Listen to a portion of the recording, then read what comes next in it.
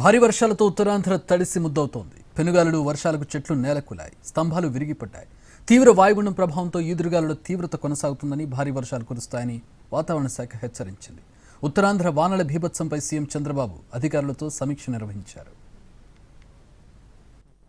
అల్లూరి సీతారామరాజు జిల్లా అరకులోయలో గాలివాన బీభత్సం సృష్టించింది. అరకు ఘాట్ రోడ్డులో పర్యాటకులకు చుక్కలు చూపించింది వాతావరణం. అరకు ఘాట్ రోడ్డు అనంతగిరి మండలం బీసుపురంలో వీచిన గాలులకు రోడ్డుకు అడ్డంగా భారీ చెట్లు విరిగిపడ్డాయి. దీంతో విశాఖ అరకు మార్గంలో ఇరువైపులా ట్రాఫిక్ జామ్ అయ్యింది. కిలోమీటర్ల మేర వాహనాలు నిలిచిపోయాయి. 3 గంటలకు పైగా వాహనదారులు ట్రాఫిక్లో చిక్కుకున్నారు. విరిగిపడ్డ చెట్లను తొలగించేందుకు పోలీసులు, అధికారులు చర్యలు చేపట్టారు. తీవ్ర వాయుగుండం అర్ధరాత్రికి పారాదీప్, గోపాల్పూర్ మధ్య తీరం దాటనున్న సమయంలో ఉత్తరాంధ్రలో మరోసారి ఈదురుగాలులు బలంగా వీస్తాయని హెచ్చరించింది ఐఎండీ. రేడియో సౌండ్ అబ్జర్వేషన్ ద్వారా విండ్ స్పీడ్ ను అంచనా వేయనున్నారు ఐఎండీ అధికారులు. విశాఖ తుఫాన్ హెచ్చరికల కేంద్రం నుంచి అప్పర్ ఎయిర్ సర్క్యులేషన్ అంచనాలతో తీవ్ర వాయుగుండం తీరం దాటే సమయంలో ఈదురుగాలులను అంచనా వేస్తారు.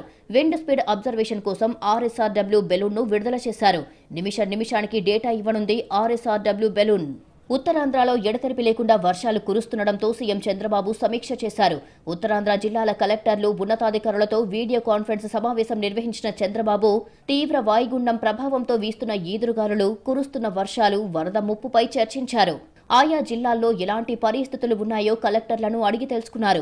కొన్ని ప్రాంతాలకు వరద ముప్పు పొంచి ఉందన్న వాతావరణ శాఖ హెచ్చరికలతో అధికార యంత్రాంగం అప్రమత్తంగా ఉండాలని కలెక్టర్లను ఆదేశించారు.